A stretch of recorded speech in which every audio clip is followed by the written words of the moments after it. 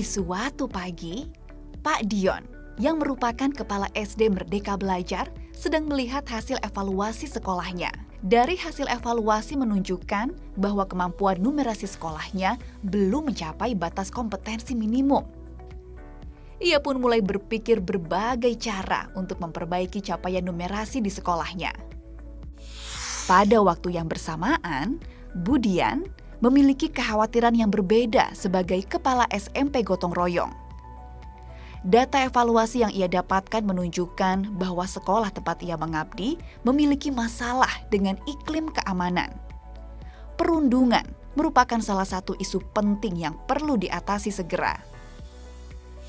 Di sisi lain, Bu Sari, kepala SMA Indonesia Maju, sedang melihat hasil asesmen nasional yang menunjukkan capaian asesmen kompetensi minimum sekolahnya sangat baik. Namun, pada bagian survei karakter, sekolahnya memiliki hasil capaian yang masih kurang baik.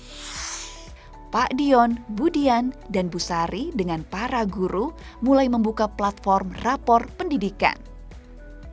Mereka merefleksikan capaian sekolahnya lalu menganalisis faktor-faktor yang mempengaruhi hasil tersebut. Hasil analisis tersebut menjadi dasar mereka menyusun program dan kegiatan melalui perencanaan berbasis data.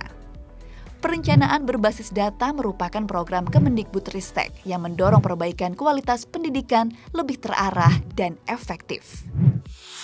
Dari hasil analisis, Pak Dion menemukan bahwa faktor yang mempengaruhi hasil kemampuan numerasi di sekolahnya adalah karena metode belajar yang kurang interaktif.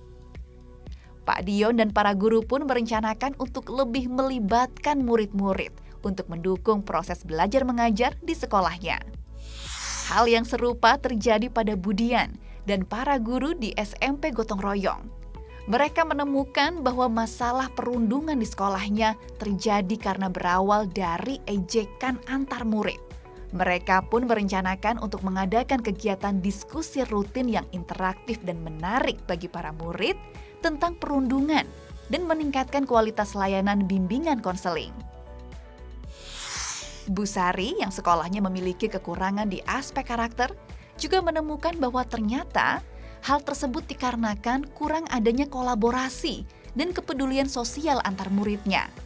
Mereka pun merencanakan untuk membuat pembelajaran berbasis proyek sosial secara berkelompok agar para murid dapat bersosialisasi dan bergotong royong lebih baik lagi. Rencana kegiatan yang dibuat diaplikasikan dengan melibatkan seluruh warga sekolah di lingkungan SD Merdeka Belajar, SMP Gotong Royong, dan SMA Indonesia Maju. 1 tahun kemudian, Pak Dion, Budian, dan Bu Sari kembali melihat rapor pendidikan milik sekolahnya. Hasilnya menunjukkan bahwa terjadi peningkatan yang signifikan pada hasil capaian sekolah mereka. Pak Dion, Budian, dan Bu Sari merasa sangat senang dan merasakan manfaat dari rapor pendidikan.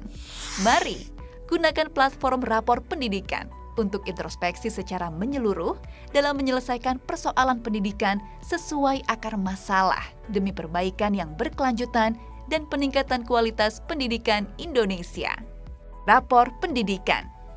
Identifikasi, refleksi, benahi.